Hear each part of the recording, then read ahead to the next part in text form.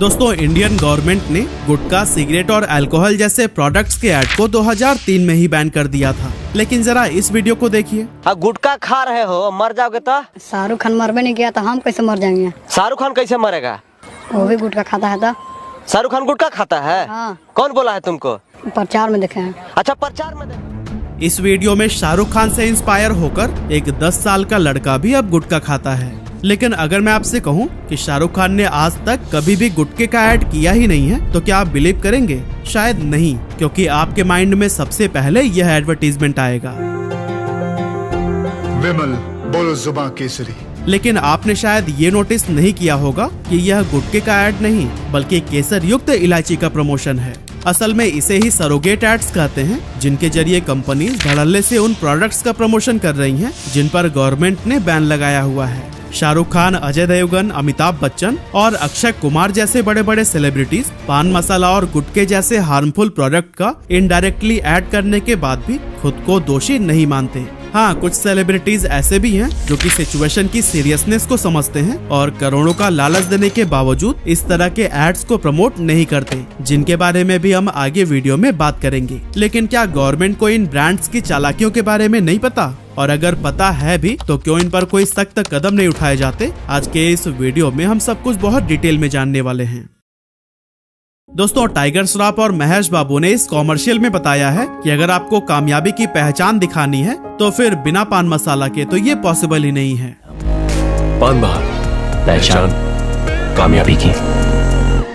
लेकिन रुकिएगा, ये लोग पान बहार पान मसाला की नहीं बल्कि इलायची की बात कर रहे हैं। पर एक इंटरेस्टिंग बात बताऊं, पूरे ऐड में कहीं पर भी यह नहीं बोला गया है कि ये लोग इलायची को प्रमोट कर रहे हैं। लेकिन अभी ये सब छोड़िए, चलिए पहले हम यह जान लेते हैं कि गुटखा एड्स को आखिर बैन क्यों किया गया था। क्योंकि 90s के टाइम पर अक्षय कुमार खुलेआम रेड एंड व्हाइट सिगरेट का ऐड करते हुए दिख जाएंगे और वो इस बात से इनकार भी नहीं कर सकते, क्योंकि उन दिनों ये डायरेक्ट प्रमोशंस होते थे। रेड एंड व्हाइट पीने वालों की बात ही कुछ और है। लेकिन साल 2000 के शुरुआत में हमारे हेल्थ मिनिस्टर ने देखा कि इंडिया में हर साल लाखों लोग कैंसर से मर रहे हैं और इनमें भी ओरल कैंसर से मरने वालों की संख्या काफी ज्यादा है। इसीलिए हेल्थ मिनिस्टर ने फैसला किया कि वो गुटखा, सिगरेट और शराब जैसे प्रोडक्ट्स के एडवर्टीजमेंट को पूरी तरह से बैन कर देंगे। जब ये दिखेंगे ही नहीं तो बिकेंगे कैसे? यही सोचकर 2003 में एक्ट नंबर 34 के तहत इस रूल को पास कर दिया गया था। पर यहाँ पर सरकार का प्रेडिक्शन पूरी तरह से गलत साबित हुआ, क्योंकि इसके 7 साल बाद 2010 में जब ग्लोबल अडल्ट टोबैको सर्वे हुआ तो सामने आया कि 6.5 करोड़ से भी ज्यादा लोग गुटखा चबाते हैं। और आज के टाइम पर तो हाल इतना बुरा है कि पूरे दुनिया में गुटखा का सबसे ज्यादा कंजप्शन हमारे भारत में ही किया जाता है। और यही वजह है कि हर साल 9,30,000 कैंसर डेथ्स में से सिगरेट, गुटखा और शराब का भी बहुत बड़ा रोल है। पर सवाल यह है कि इन प्रोडक्ट्स के ऐड पर अगर पाबंदी लगी हुई है तो फिर टीवी और इंटरनेट पर हमें जो दिन रात पहचान कामयाबी की और बोलो जुबा केसरी जैसे एडवर्टीजमेंट्स नजर आते हैं, ये सब क्या हैं? असल में इन्हें ही सरोगेट एड्स कहा जाता है। सरोगेट का हिंदी मतलब है किसी दूसरे के जगह पर काम करने के लिए अपॉइंट किया गया। एक्चुअली कंपनीज मेन प्रोडक्ट जिसका लीगली ऐड करना पॉसिबल नहीं है, उसी के पैकेजिंग, कलर और डिजाइन से मिलता जुलता एक नया प्रोडक्ट डिजाइन करती है और टैगलाइन भी सेम वैसे ही देती है जैसे कि मेन प्रोडक्ट की होती है। एग्जाम्पल के लिए इंपीरियल ब्लू, ये शराब का एक बहुत बड़ा ब्रांड है जिसे पीने के शौकीन बहुत अच्छे से जानते हैं। और अगर आप नहीं भी पीते हैं लेकिन टीवी देखते हैं तो मैं दावे के साथ कह सकता हूँ कि इस नाम से आप भी अनजान नहीं होंगे, क्योंकि इंपीरियल ब्लू का ऐड टीवी पर बहुत ज्यादा देखने को मिलता है। अब कई लोगों को तो ये समझ नहीं आता कि ये किस चीज का ऐड है, क्योंकि स्क्रीन पर कोई प्रोडक्ट दिखाया ही नहीं जाता, बस बड़े बड़े वर्ड्स में ब्रांड नेम लिखा रहता है और नीचे अगर आप बहुत ध्यान से देखेंगे तो फिर वहाँ आपको लिखा नजर आएगा म्यूजिक सीडी। यानी कि इंपीरियल ब्लू म्यूजिक सीडी बेच रहा है ना? बिल्कुल भी नहीं, क्योंकि सर्च करने पर यह प्रोडक्ट हमेशा ही अनअवेलेबल होता है। एक्चुअली असलियत ये है कि ये कंपनी म्यूजिक सीडी की आड़ में अपना ब्रांड नेम आपके दिमाग में फिट कर रही है, ताकि जब शराब के आप 2-3 ऑप्शंस देखें तो फिर इंपीरियल ब्लू आपको जाना पहचाना लगे और आप उसे ही सेलेक्ट करें। सेम ऐसे ही रणवीर सिंह और अमिताभ बच्चन का कमला पसंद वाला ऐड ले लीजिए। इसमें ब्रांड नेम को लेकर बहुत हाइप क्रिएट किया गया है, लेकिन एक बार भी ये नहीं बताया गया है कि प्रोडक्ट क्या है। हाँ, नीचे अगर आप बहुत ध्यान से पढ़ेंगे तो फिर नजर आएगा सिल्वर कोटेड इलायची। लेकिन ये शब्द ऐड में बोला क्यों नहीं गया? क्योंकि इन्हें इलायची नहीं बल्कि अपना गुटखा बेचना था और कंफ्यूजन में लोग समझ बैठते हैं कि ये सेलिब्रिटीज गुटखा खा रहे हैं।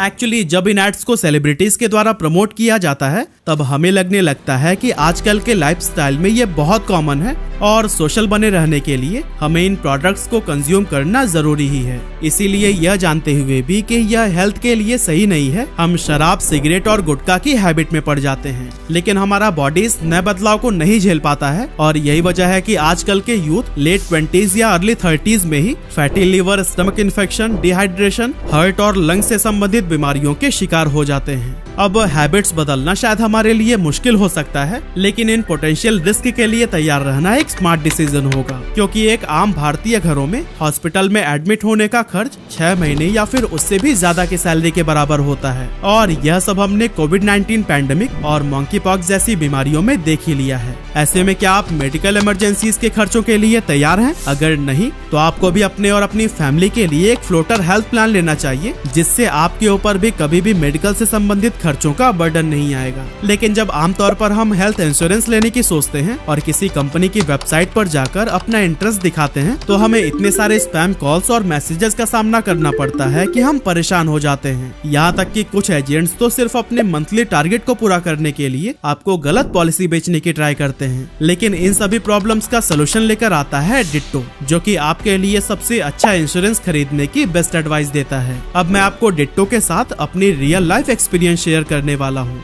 एक्चुअली मुझे भी एक हेल्थ इंश्योरेंस लेना था, लेकिन हर कंपनी के एजेंट्स अपनी अपनी कंपनी के अवेलेबल प्लान्स को सबसे अच्छा बताकर अपनी पॉलिसी को बेचने की ट्राई कर रहे थे। और इसी कंफ्यूजन के बीच मुझे डिट्टो के बारे में पता चला। इनके वेबसाइट पर जाकर मैंने फ्री कंसल्टेशन बुक किया और यहाँ पर इनके कंसल्टेंट ने मुझे इतने ऑनेस्ट वे में बेस्ट प्लान चूज करने में मदद की कि मुझे यकीन ही नहीं हुआ कि इतने जेन्युइन तरीके से भी हमारी कोई हेल्प कर सकता है। Claim settlement ratio, volume of complaints और अमाउंट सेटलमेंट रेशियो सब कुछ प्रॉपर चेक करके डिट्टो की तरफ से बेस्ट एडवाइस दी गई। और हाँ, डिट्टो आपके डॉक्यूमेंटेशन और क्लेम सेटलमेंट्स में भी पूरी मदद करेगा। तो अगर आप भी अनवांटेड कॉल से बचकर अपने इंश्योरेंस के लिए स्पैम फ्री प्लेटफॉर्म की तलाश कर रहे हैं तो फिर डिट्टो के साथ अभी कॉल या चैट शेड्यूल करें, लिंक डिस्क्रिप्शन में मिल जाएगा।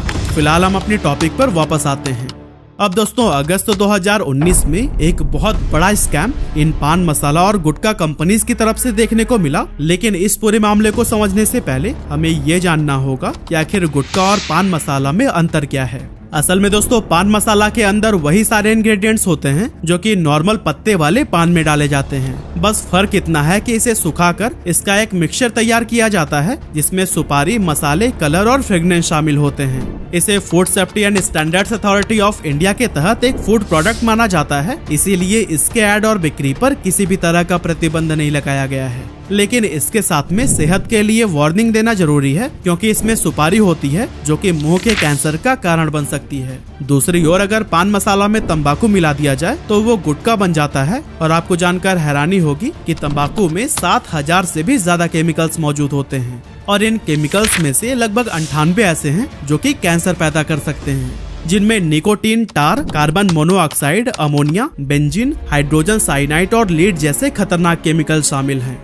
वैसे अगर आपको गुटखा इंडस्ट्री का पूरा सच जानना है ना, तो फिर इनसे मिलिए। यह है देश के जाने माने गुटखा मैन्युफैक्चरर विजय तिवारी जी, जिन्हें साल 2011 में ओरल कैंसर हो गया था। इस बीमारी की चपेट में आने के बाद से इन्होंने पूरी गुटखा इंडस्ट्री को ही एक्सपोज करके रख दिया था। विजय जी बताते हैं कि इसका सेवन ज्यादातर गरीब मजदूर किया करते हैं, इसीलिए अगर गुटखा बनाने वाली कंपनीज क्वालिटी इंप्रूव करने के लिए प्राइस को बढ़ाते हैं तो फिर सेल्स पर बहुत बुरा असर पड़ता है। और सेल्स पर फर्क ना पड़े इसके लिए गुटखा व्यापारी असली इंग्रेडिएंट्स की जगह केमिकल्स का इस्तेमाल करने लगते हैं, जैसे कि पान मसाला में यूज होने वाले कत्था की जगह ये मैग्नीशियम कार्बोनेट और गैम्बियर का यूज करते हैं, ताकि वैसा ही स्वाद दिया जा सके। इसके अलावा इसमें फ्लेवर के लिए और भी कई तरह के केमिकल्स का यूज किया जाता है, और वो भी ऐसे ऐसे केमिकल्स जिन्हें खाया नहीं जा सकता। लेकिन ये कंपनीज इन्हें सस्ते में चाइना से खरीद के गुटखा बना रही हैं। तभी तो केसर जो 3 लाख रुपए किलो मिलती है, उसका पान मसाला ये सिर्फ 1 से 1.5 रुपए में ही बेच रहे हैं। वहीं दूसरी तरफ इलायची और सिल्वर कोटेड पान मसाले भी इतने सस्ते मिल रहे हैं जितने में ना तो आप इलायची खरीद सकते हैं और ना ही सिल्वर। लेकिन पान मसाला पूरी आजादी के साथ एडवर्टाइज और सेल होता है क्योंकि ये गुटखा नहीं है। हालांकि जब बिहार के स्टेट हेल्थ डिपार्टमेंट ने अगस्त 2019 के दौरान बाजार में मिलने वाले 12 पान मसाला के सैंपल को लेबोरेटरी में टेस्ट करने के लिए भेजा तो पता चला कि इनमें से 7 पान मसाले में कंपनीज निकोटीन मिलाकर बेच रही है ताकि लोगों को इसकी लत लग सके, जबकि इनके पैकेट पर बड़े बड़े अक्षरों में लिखा हुआ था निकोटीन फ्री। इन 7 ब्रांड्स में राजश्री पान मसाला, कमला पसंद और रजनीगंधा जैसे बहुत ही पॉपुलर ब्रांड शामिल थे जिनका ऐड ऐसे ऐसे सेलिब्रिटीज करते हैं जिन्हें हम अपना रोल मॉडल मानते हैं। इस टेस्टिंग के बाद से बिहार सरकार ने उन 12 के 12 ब्रांड्स को ही अपने राज्य में बैन कर दिया था। अब आप सोच रहे होंगे कि निकोटीन तो सिर्फ 7 में मिला था ना, तो फिर इन 12 ब्रांड्स को बैन क्यों किया गया? असल में जिन ब्रांड्स में निकोटीन नहीं भी मिला था उनमें भी मैग्नीशियम कार्बोनेट और इनके ही जैसे कई सारे हार्मफुल केमिकल्स मौजूद थे जिनसे दिल की बीमारी और कैंसर का खतरा बहुत ज्यादा बढ़ जाता है। इसी वजह से बिहार सरकार ने उन सारे ही पान मसाला ब्रांड्स को बैन कर डाला। और दोस्तों इतना ही नहीं, कुछ कंपनीज ने तो अब लाइम पाउडर के साथ में कुछ ऐसे केमिकल्स को गुटखा में मिलाना शुरू कर दिया है कि ये मुंह में जाने के बाद से मैग्नीशियम कार्बोनेट में बदल जाता है। यानी कि भले ही ये सैंपल टेस्ट में ना आ रहा हो लेकिन आप जहर ही खा रहे हैं। अब सवाल उठता है कि वो सेलिब्रिटीज जो पान मसाला या इलायची का ऐड करते हैं क्या वो खुद भी कभी इसे टेस्ट करते हैं? बिल्कुल नहीं, क्योंकि उन्हें अपनी सेहत के साथ खिलवाड़ थोड़ी करना है। हाँ, इतना जरूर है कि यह हमारे मन में जिज्ञासा जगा देते हैं कि इसे एक बार खाकर जरूर देखना चाहिए, क्योंकि ज्यादातर लोगों को ऐसा लगता है कि हमारा हीरो खा रहा है तो वाकई में कोई अच्छी ही चीज होगी। और जब इन सो कॉल्ड स्टार से सवाल किया जाता है तो ये हाथ झाड़कर खड़े हो जाते हैं कि मैं गुटखा या तंबाकू का ऐड कभी नहीं करता, बल्कि मैंने जिसका ऐड किया है वो इलायची थी। लेकिन एक अच्छी बात यह है कि अमिताभ बच्चन ने कुछ समय पहले ही अनाउंस किया है कि अब वो किसी भी तरह के पान मसाला ब्रांड को प्रमोट नहीं करेंगे। असल में उनका रणवीर सिंह के साथ में ऐड आने के बाद उनको सोशल मीडिया पर काफी आलोचनाओं का सामना करना पड़ा था और बार बार लोगों के सवाल और क्रिटिसिज्म के बाद उन्होंने इसे गंभीरता से लिया और तंबाकू इंडस्ट्री को हमेशा के लिए अलविदा कह दिया। इसके अलावा दोस्तों कुछ ऐसे सेलिब्रिटीज भी हैं जिन्होंने कभी भी अल्कोहल या टोबैको जैसे प्रोडक्ट्स को एडवर्टाइज नहीं किया, जैसे कि इमरान हाशमी ने 2013 में एक शराब कंपनी के 4 करोड़ रुपए का ऑफर ठुकरा दिया था, क्योंकि उनका कहना था कि उनके ज्यादातर फैन 18 से 25 साल के हैं और ऐसे में उन्हें ये गलत रास्ते पर नहीं ले जाना चाहते। इसके अलावा अल्लू अर्जुन ने भी यह कहते हुए एक तंबाकू कंपनी के विज्ञापन को करने से मना कर दिया था कि जिस चीज का यूज वो खुद नहीं करते उसको वो प्रमोट भी नहीं कर सकते। इसके अलावा सचिन तेंदुलकर, आमिर खान और जॉन अब्राहम जैसे कई सारे ऐसे नाम हैं जिन्होंने इस तरह के एड ऑफर को ठुकरा दिया और पैसों से ज्यादा उन युवाओं के बारे में सोचा जो कि इन्हें फॉलो करते हैं। अब सबसे बड़ा सवाल तो ये उठता है कि जब सरोगेट ऐड इतने ही मिसलीडिंग हैं, तो फिर सरकार इन पर रोक क्यों नहीं लगा देती? किस्सा ही खत्म हो जाएगा।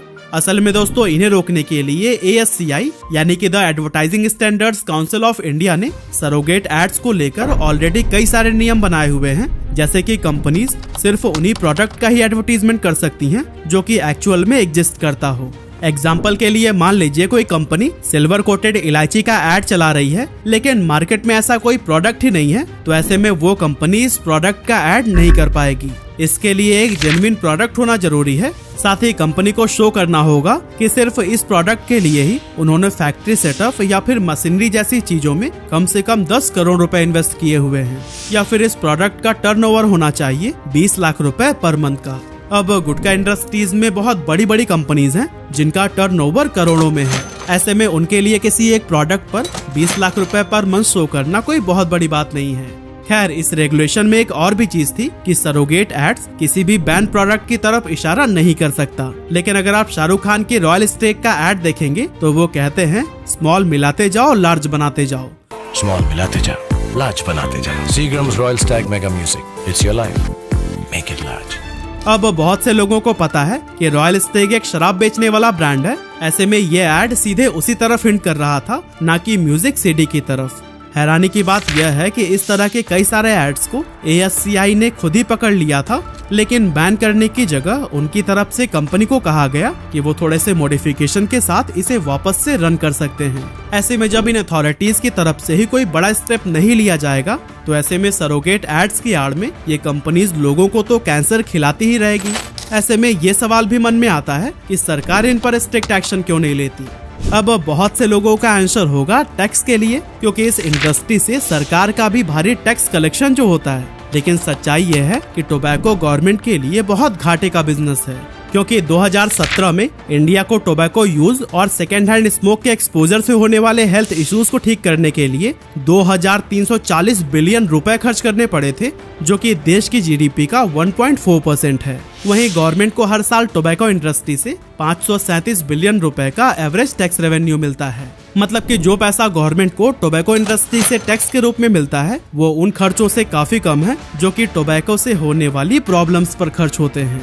तो फिर सरकार इन्हें बैन क्यों नहीं कर देती? असल में दोस्तों इसके पीछे कई सारे रीजंस हो सकते हैं। फॉर एग्जाम्पल, अगर हम टोबैको में कोई पॉजिटिविटी देखें तो इसमें देश के 50 लाख से भी ज्यादा लोगों को रोजगार मिलता है, और अगर इसको बैन कर दिया गया तो फिर रातों रात लाखों लोग बेरोजगार हो जाएंगे। लेकिन मेरा अपना सुझाव है कि अगर इसे बैन नहीं किया जा सकता तो गवर्नमेंट को कम से कम कोई ऐसा कानून जरूर लेकर आना चाहिए कि सरोगेट एड्स की आड़ में ये कंपनीज लोगों की जिंदगी के साथ में ना खेल पाएं। क्योंकि एक डेटा के अकॉर्डिंग इंडिया में हर साल 10 लाख से भी ज्यादा एडल्ट्स की सिर्फ और सिर्फ टोबैको की वजह से ही मौत हो जाती है, जो कि ओवरऑल डेथ्स के 9.5% के बराबर है। इसीलिए अगर कंपनी बार बार सरोगेट एड्स के जरिए नियमों का उल्लंघन करती है तो फिर सरकार को चाहिए कि उनके खिलाफ सख्त लीगल एक्शन ले। जैसे कि अगर वो तंबाकू या अल्कोहल के लिए सरोगेट एड्स चलाती हैं तो फिर उस ब्रांड के किसी भी प्रोडक्ट का एडवर्टीजमेंट पूरी तरह से लाइफ टाइम के लिए बैन कर देना चाहिए। और दोस्तों अगर इसके अलावा भी आपके पास कोई सुझाव है तो हमें कमेंट में जरूर शेयर करिएगा। और हाँ, अगर आपने हेल्थ इंश्योरेंस में इन्वेस्ट करने का सोच लिया है और एक स्पैम फ्री प्लेटफॉर्म की तलाश में है तो फिर डिट्टो की टीम के साथ कॉल या चैट शेड्यूल करना ना भूलिएगा। लिंक डिस्क्रिप्शन में मिल जाएगा।